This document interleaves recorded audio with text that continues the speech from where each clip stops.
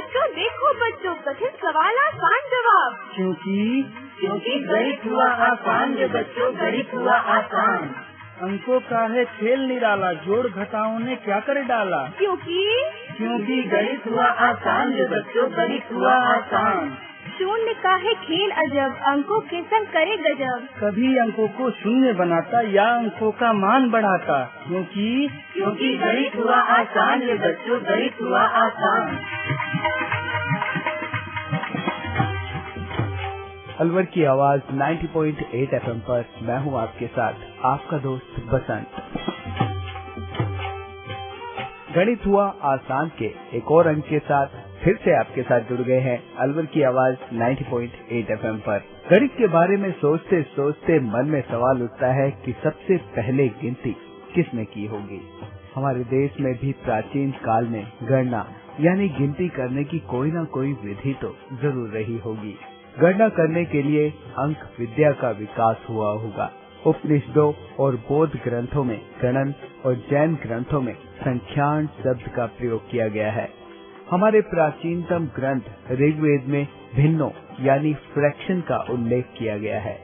सच तो ये है कि वैदिक युग में पहाड़े, वर्ग और वर्गमूल का भी ज्ञान था, लेकिन गणित के क्षेत्र में भारत की सबसे बड़ी देन है शून्य की खोज और दशमलव प्रणाली का आविष्कार। शून्य के आविष्कार ने गणनाओं को बहुत आगे बढ़ा दिया।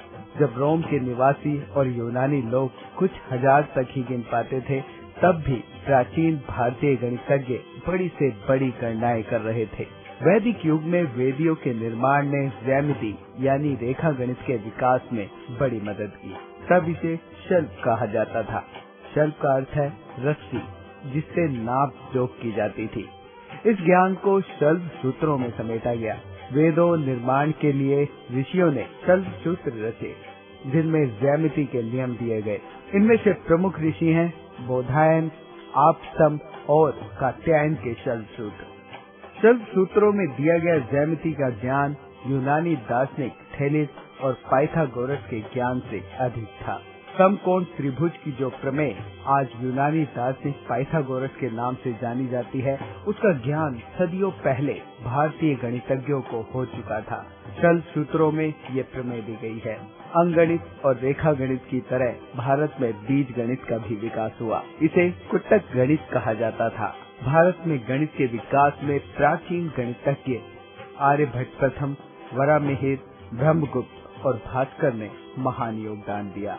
लेकिन आज गणित हुआ आसान के इस अंक में हम बात करेंगे त्रिकोणमिति यानी कि ट्रिग्नोमेट्री की। अक्सर स्कूलों में हमने बच्चों को पाया है कि उनको त्रिकोणमिति यानी कि ट्रिग्नोमेट्री में बड़ी प्रॉब्लम होती है। उसी प्रॉब्लम को आसान करने के लिए आज हम पहुंचे हैं राजकीय उच्च माध्यमिक विद्यालय गोंदपुर, जहां पर IIT अलवर के असिस्टेंट प्रोफेसर मोहम्मद आरिफ बताएंगे हमें त्रिकोणमिति यानी ट्रिगोनोमेट्री के बारे में कि कैसे गणित की भाषा में उसको सोल्व यानी कि कैलकुलेट किया जाता है। तो चलिए जानते हैं ट्रिगोनोमेट्री यानी कि त्रिकोणमिति के बारे में आप ही के राजकीय उच्च माध्यमिक विद्यालय गोंदपुर के कुछ छात्रों के साथ। मैं Mohammad Arif, assistant professor IIT group of institution Alwar Rajasthan.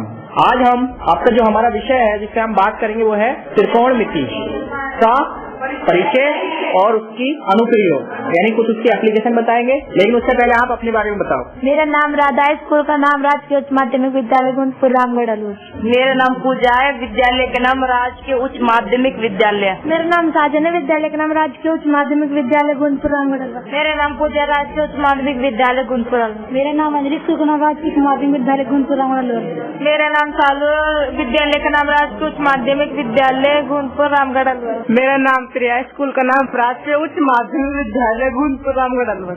मेरा नाम पपीता है, स्कूल का नाम राजकीय उच्च माध्यमिक विद्यालय गोंदपुर रामगढ़ अलवर। मेरा नाम मंजू है, विद्यालय का नाम राजकीय उच्च प्राथमिक विद्यालय गोंदपुर रामगढ़ अलवर। मेरा नाम मंजू है, राजकीय उच्च माध्यमिक विद्यालय गोंदपुर अलवर। मेरा नाम रीना है, विद्यालय का नाम राजकीय उच्च माध्यमिक विद्यालय गोंदपुर रामगढ़ अलवर। मेरा नाम चांदनी, स्कूल का नाम राजकीय उच्च माध्यमिक विद्यालय गोंदपुर रामगढ़ अलवर। मेरा नाम कोमल है, मेरे विद्यालय का नाम राजकीय उच्च माध्यमिक विद्यालय गोंदपुर रामगढ़ अलवर। मेरा नाम अंजय, स्कूल का नाम राजकीय उच्च माध्यमिक विद्यालय गोंदपुर रामगढ़ अलवर। मेरा नाम रानी, स्कूल का नाम राजकीय उच्च माध्यमिक विद्यालय गुंजपुर रामगढ़ अलवर।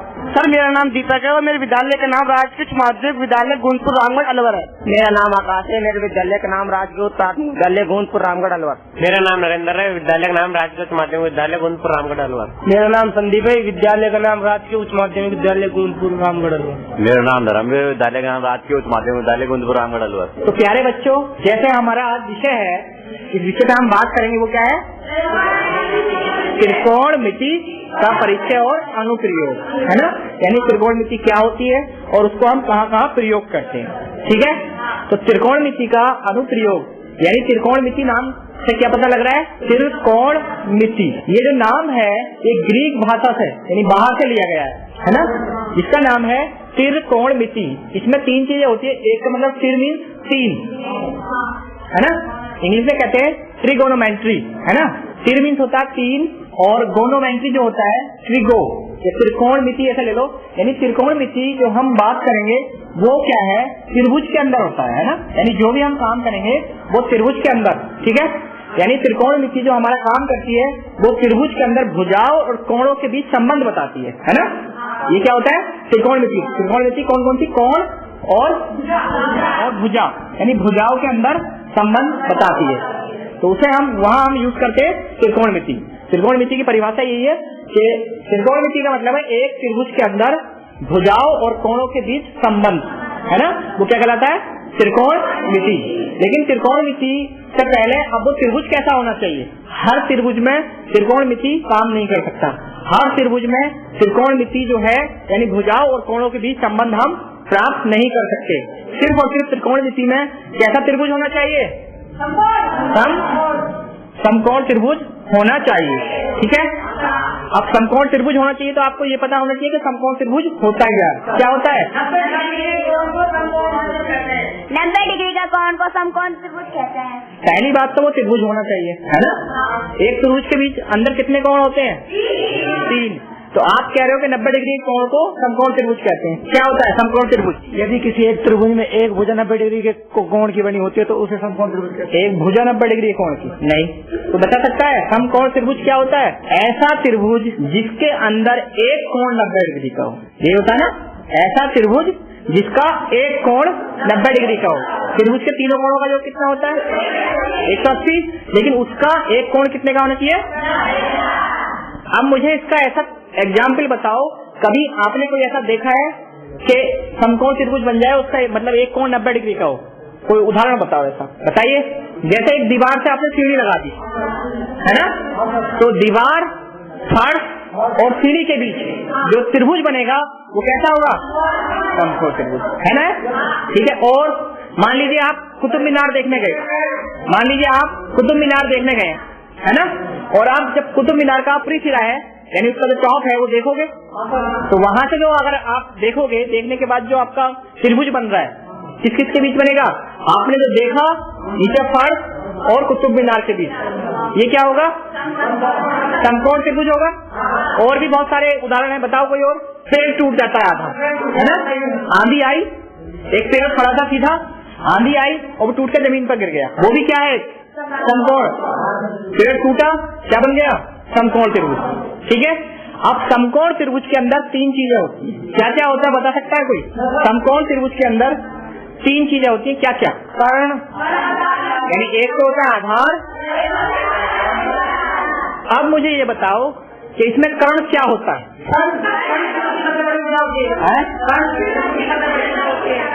और कोई? कर्ण सबसे बड़ी भुजा होती है। और कुछ? ठीक है, यानी कि सबसे आसान है कि 90 डिग्री के जो सामने वाली भुजा होगी, क्या होगा? 90 डिग्री के सामने वाली, वो क्या कहलाएगी? कर्ण। अब दूसरा है आधार। आधार कौन सा होगा? जिससे बेस टिका हुआ है ना। और लंब जो दोनों से बचा हुआ है, ठीक है। अब दूसरी चीज हम इसमें थीटा लेते हैं, मान लीजिए थीटा, ये है थीटा, ठीक। अब मुझे बताओ कि अगर मैं थीटा मैंने ये ले लिया, हमारे पास एक त्रिभुज है ए बी और सी, मैंने सी को थीटा मान लिया, है ना, सी कोण को थीटा मान लिया। अब मुझे बताओ इसमें लंब क्या होगा? क्या होगा? और आधार क्या होगा जी? शाबाश। अब मैंने ये ट्रायंगल त्रिभुज ऐसे ही रहने दिया, लेकिन थीटा इस बार मैंने ए ले लिया, है ना? थीटा को मैंने चेंज कर दिया। अब लंब क्या होगा? क्यों? जो थीटा के सामने जो भुजा होती है वो लंब होती है। ठीक है, बिल्कुल ठीक। यानी कि जैसे देखो मैंने थीटा की पोजीशन चेंज कर दी। पहले मैंने थीटा सी को लिया था और अब मैंने थीटा ए को लिया। तो क्या हमें पता लगा कि जो थीटा के सामने वाली भुजा होती है वो क्या होती है? लंब।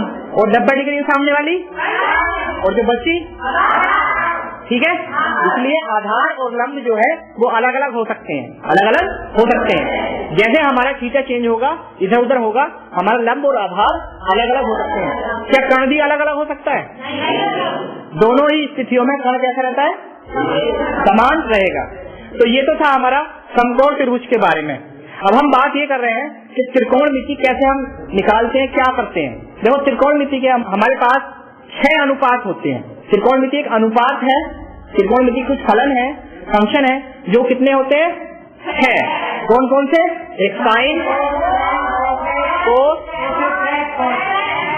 टेन, कोसेक, सेक, ये 6 है हमारे पास। कौन कौन से है भाई? बहुत अच्छे। यानी ये 6 हमारे पास अनुपात है। अब देखो जैसे ही हमें अनुपात का पता लगा, अनुपात है ना, इसका मतलब इनका आंसर जो होगा अनुपात में होगा, है ना। तो देखो सबसे पहले सिर्फ साइन जो है ये कुछ नहीं है, SIN कुछ नहीं है जब तक थीटा ना हो, है ना। भाई त्रिकोणमिति के अंदर रिलेशन या संबंध तभी तो निकालो जब थीटा होगा आपके पास। अगर मैंने सिर्फ लिख दिया साइन, इसका कोई मीनिंग नहीं है, ठीक है, नहीं है ना, है।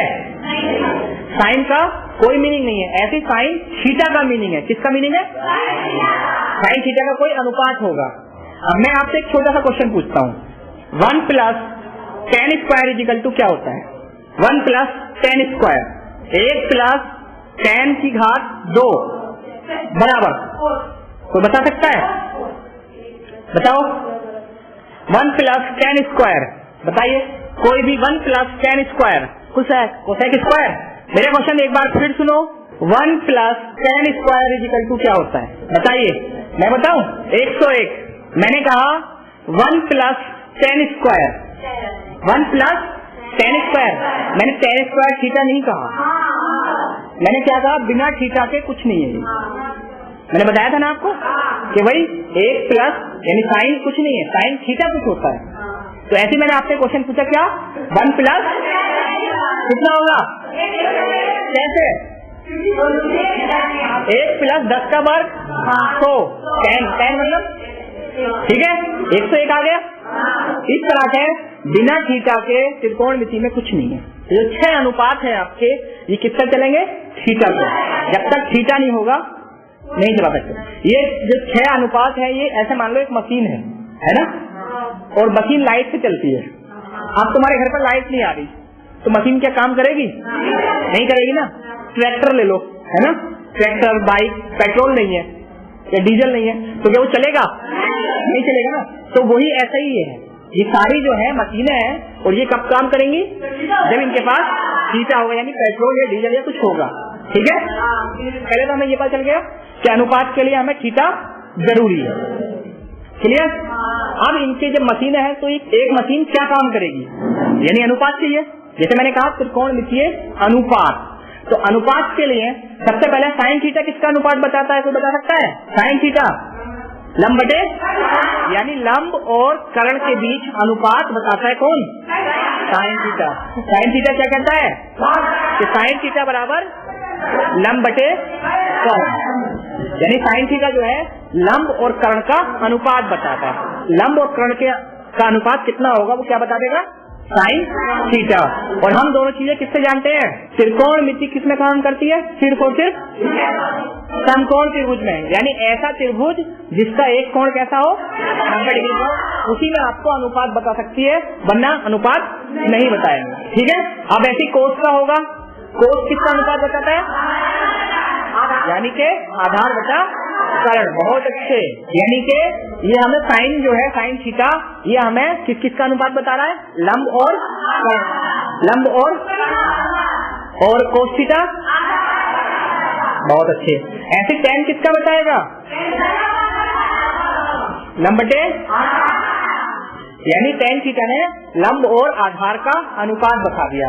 यानी कि लंब और आधार का अनुपात अगर हमने निकाल लिया तो हम tan थीटा का मान निकाल सकते हैं। अब मुझे ये बताओ इन अनुपात की हमें जरूरत कहाँ पड़ रही है, कहाँ जरूरत है हमें इन अनुपात की कि हम अनुपात निकाल के बैठे। देखो इसके अंदर तीन चीज है, जैसे tan थीटा ले लो, है ना, tan थीटा बराबर क्या क्या है, लंब बटे आधार। इसके अंदर तीन चीजें हैं, कौन कौन, एक तो थीटा, एक लंब और एक आधार। ठीक है, मान लीजिए आपके पास थीटा भी है और आधार भी है। अब आपको किसी चीज की ऊंचाई नापनी है ना। हम कुतुब मीनार का हमने उदाहरण दिया, हमने थीटा देख लिया किस एंगल से हम देख रहे हैं, एंगल देख लिया, और हमारे पास हमने दूरी नाप ली, जो हम आधार नाप लिया मान लो, है ना, हम कितनी दूर खड़े हैं। अब हम ये चाहते हैं कि कुतुब मीनार कितना ऊंचा होगा। ठीक है, हम कुछ दूरी पर कुतुब मीनार से खड़े हैं और जब हमने देखा उसके ऊपर ऊपरी सिरे को तो हमें पता लग गया कि एंगल कितना है, थीटा कितना है। तो हम ये चाहते हैं कि यहीं से हम ये पता करें कि ये कुतुब मीनार कितनी ऊंचाई तक होगा, यानी इसकी ऊंचाई कितनी है। तो कैसे पता करेंगे, इसी फॉर्मूले से हमारे पास थीटा भी है और आधार भी है, क्या लंब निकाल लेंगे, निकाल सकते हैं ना। ऐसे ही दूसरा उदाहरण मैं आपको बताऊं कि मान लीजिए हमने एक सीढ़ी लगाई, दीवार से हमने सीढ़ी लगा दी, हमें सीढ़ी की लंबाई पता है और हमें ये भी पता है कि कितनी दूर है ना, भाई दीवार से कितनी दूर हमने रखा है ये भी हमें पता है ना। ऐसे मान लेते हैं हमने सीढ़ी लगा दी और हमें ये भी पता है कि दीवार से कितनी दूर है। अब मुझे ये पूछना है कि इसका झुकाव कितना है, कितने डिग्री पर झुकी हुई है ये सीढ़ी, तो कैसे पता करोगे। मुझे आधार भी पता है और कर्ण भी पता है, तो मुझे निकालना है कि सीढ़ी की झुकाव यानी सीढ़ी कितने डिग्री पर झुकी हुई है। कैसे करोगे, हाँ बताइए। कर्व स्क्वायर बराबर लंब स्क्वायर प्लस आधार स्क्वायर। जी नहीं, हम झुकाव पूछ रहे हैं, थीटा। झुकाव का मतलब होता है थीटा, कि कोई भी चीज देखो, ये बुक है, ये आपके टेबल पे कितनी झुकी हुई है, ये है ना, ये क्या हो जाएगा, थीटा हो जाएगा, थीटा हो जाएगा। तो हमें निकालना है थीटा, कि झुकाव कितना है ना, कितने डिग्री का एंगल वो बना रहा है। तो उसके लिए क्या करेंगे, आपके पास क्या क्या दिया हुआ है, कर्ण और आधार। कौन से फॉर्मूले के अंदर, किस ऑपरेटर के अंदर, किस मशीन के अंदर कर्ण और आधार आता है, कोस थीटा। कोस थीटा बराबर आधार बटे कर्ण, और वहां से हम कोस थीटा का यानी थीटा का मान निकाल सकते हैं। ठीक है, निकाल सकते नहीं। ऐसे ही अब एक और एग्जाम्पल है आपका। ठीक है बच्चों, तो अब बच्चों हमारे बीच है प्रशांत उपाध्याय सर, जो इसी स्कूल के हैं, वो आपको और बताएंगे त्रिकोणमिति के बारे में। जैसा भी आपको सर ने बताया, त्रिकोणमिति का मतलब तीन कोणों का मापन। और तीन कोण किसमें होते हैं, त्रिभुज में। तीन कोण किसमें होते हैं, तो त्रिकोणमिति का सीधा सीधा अर्थ है किसी भी त्रिभुज के बारे में पढ़ना। हम दुनिया का कैसा भी त्रिभुज, क्योंकि उसमें तीन भुजाएं होती हैं, उसके बारे में हम त्रिकोणमिति की सहायता से आसानी से जानकारी प्राप्त कर सकते हैं। उसकी भुजाओं, उसके कोणों में और भुजाओं में आपस में जो संबंध होता है वो हम किसमें पढ़ते हैं, त्रिकोणमिति में। तो फिलहाल जो आप त्रिकोणमिति पढ़ रहे हैं वो किस त्रिभुज के लिए पढ़ रहे हैं, समकोण त्रिभुज के लिए। अब समकोण त्रिभुज किसे कहते हैं, अभी आपने पढ़ा, जिसमें एक कोण 90 डिग्री का हो। देखो त्रिभुज के तीनों कोणों का योग कितना होता है, तो अगर एक कोण 90 डिग्री का है तो निश्चित रूप से बाकी बचे दोनों कोण मिलकर 90 डिग्री के होंगे। ठीक है, तो क्या ये संभव है कि कोई दूसरा कोण 90 डिग्री का हो जाए, क्योंकि अगर दूसरा कोण 90 डिग्री का हो गया तो दो कोणों का योग 180 यही हो गया, तो तीसरा कोण नहीं बनेगा। इसलिए निश्चित रूप से बाकी बचे दोनों कोण 90 डिग्री से छोटे होंगे, और 90 डिग्री से छोटे कोण को हम क्या कहते हैं, कोण। तो समकोण त्रिभुज की तीन भुजाएं जो आपने पढ़ी, कर्ण की क्या परिभाषा देंगे आप, समकोण त्रिभुज की सबसे बड़ी भुजा को कर्ण। समकोण त्रिभुज की सबसे बड़ी भुजा कर्ण। सबसे बड़ी भुजा क्यों होती है पता है आपको, क्योंकि कर्ण के सामने बनने वाला कोण सबसे बड़ा होता है। कर्ण के सामने जो कोण बनता है वो 90 डिग्री का होता है, और समकोण त्रिभुज का सबसे बड़ा कोण कौन सा होता है, 90 डिग्री। किसी भी त्रिभुज में एक समकोण त्रिभुज है, समकोण को प्रदर्शित करता है, ये 90 डिग्री का कोण है, क्योंकि इन तीनों कोणों में सबसे बड़ा कोण ये है, तो इसलिए इसके सामने वाली जो भुजा होगी वो सबसे बड़ी होगी। और सबसे बड़ी भुजा को हमने कैसे परिभाषित किया है? दूसरा हम शब्द काम में लेते हैं इसमें लंब। लंब किसे कहते हैं? जो हमारे पास, क्योंकि अभी मैंने आपको बताया एक 90 डिग्री का कोण होगा, बाकी शेष दोनों न्यून कोण होंगे। आप त्रिकोणमिति का अध्ययन इन दोनों में से किसी भी न्यून कोण को लेके कर सकते हैं, जिस न्यून कोण को आप लेना चाहें। अगर आप कहते हैं मैं तो इस न्यून कोण को लेना चाहता हूं, मुझे ये न्यून कोण पसंद है, यदि आपने ये न्यून कोण लिया है तो इसके सामने वाली भुजा क्या होगी? लंब। और अगर किसी ने ये न्यून कोण लिया है तो ये भुजा क्या होगी? लंब। इसका सीधा सीधा सा अर्थ है कि समकोण त्रिभुज में जो सुपरिभाषित भुजा है वो सिर्फ कर्ण है। कर्ण एक वो भुजा है जो हर समकोण त्रिभुज में निश्चित होती है। इसके अलावा कोई भुजा निश्चित नहीं है। वो आप पर निर्भर करता है कि आप उस त्रिभुज का अध्ययन किस न्यून कोण के सापेक्ष करना चाहते हैं। यदि आपने कहा कि ये न्यून कोण है जिसका नाम मैंने क्या दिया? थीटा, तो ये आप क्या कहोगे? लंब।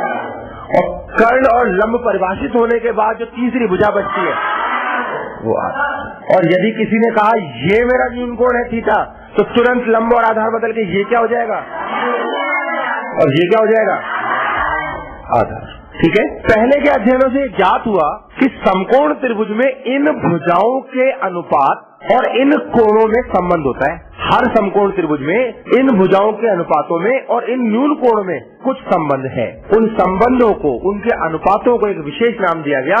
सबसे पहला अनुपात लिया गया कि लंब और कर्ण का, जिसे हमने कहा लंब बटा कर्ण। इस अनुपात को एक विशेष नाम दिया जिसको हमने कहा साइन थीटा, जिसका पूरा नाम है SINE। इसको SIN ले लिया गया, साइन थीटा। दूसरा अनुपात उठाया आधार का अनुपात कर्ण से, ये बना कोसाइन थीटा। कोसाइन, और कोसाइन में से INE हट गया, क्या रहेगा? केवल कॉस।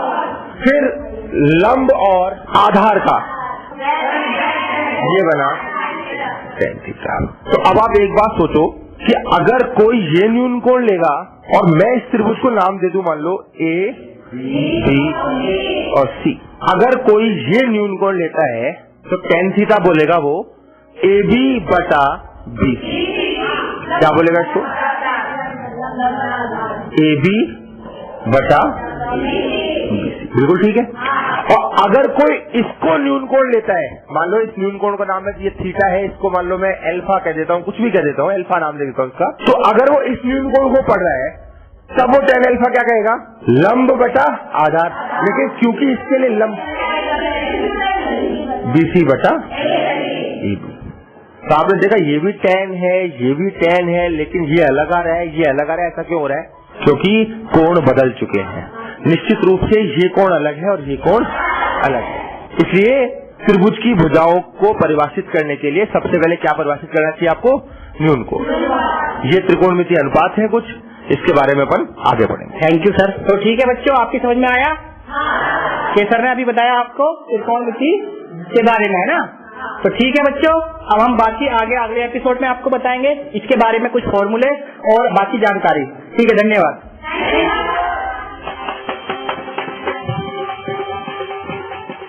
तो दोस्तों, हमें उम्मीद है कि इस अंक में आपकी ट्रिग्नोमेट्री यानी कि त्रिकोणमिति जरूर कुछ तो आसान हुई होगी। चलिए साथ ही आपको लेके चलते हैं गोंदपुर के कुछ छात्रों के पास और उनसे जानते हैं कि आज उन्होंने क्या सीखा और कितना गणित उनका आसान हुआ। बात कर रहे हैं IIT अलवर के असिस्टेंट प्रोफेसर आरिफ मोहम्मद। जो रेडियो प्रोग्राम आता है मैथ का, क्या आप वो सुनते हो? हाँ। तो क्या आपको उससे फायदा हो रहा है? हाँ। मतलब आपका मैथ कुछ आसान हुआ नहीं हुआ? हुआ है ना। हो गया। मेरा नाम राधा है, आपका रेडियो मुझे बहुत अच्छा लगता है। मेरा नाम पूजा है और जो FM पे आपके प्रोग्राम आते हैं मैं उनको सुनती हूँ और उससे मुझे कुछ सहायता मिली है। सहायता मिली है आपको? हाँ। और अभी जो हमारा मैथ का प्रोग्राम चल रहा है तो उसे आप सुनते हैं ना? सुनते हैं, मैथ के बारे में बताते हैं, इसको देखते हैं सवालों को और हमें हल मिलता है। त्रिकोणमिति में हमें कर्ण, लंब और आधार के बारे में बताया, जिससे हम वैल्यूज निकालते हैं। मेरा नाम पूजा है, मैं FM सुनती हूँ और मैथ का जो प्रोग्राम आता है मुझे बहुत अच्छा लगता है। मेरा नाम अंजलि, जो आपसे FM आता है बहुत अच्छा लगता है। सर मेरा नाम दीपक वर्मा है। मुझे सबसे अच्छा ये लगा कि जो समकोण त्रिभुज के बारे में बताया, लंब क्या होता है, कर्ण क्या होता है, आधार क्या होता है, इसके बारे में मैंने आज जाना। मेरा नाम धर्मवीर है और आज सर ने जो हमें पढ़ाया था वो बहुत अच्छा लग रहा है और उसमें हमारे बहुत ही समझ आया था, सूत्र भी अधिक याद हुए थे। मेरा नाम आकाश है। जो आज सर ने पढ़ाया, लंब क्या होता है, कर्ण क्या होता है, आधार क्या होता है, वो मेरे समझ में आ गया। अगर इसी तरह पढ़ते रहेंगे तो हमारे समझ में आता रहेगा।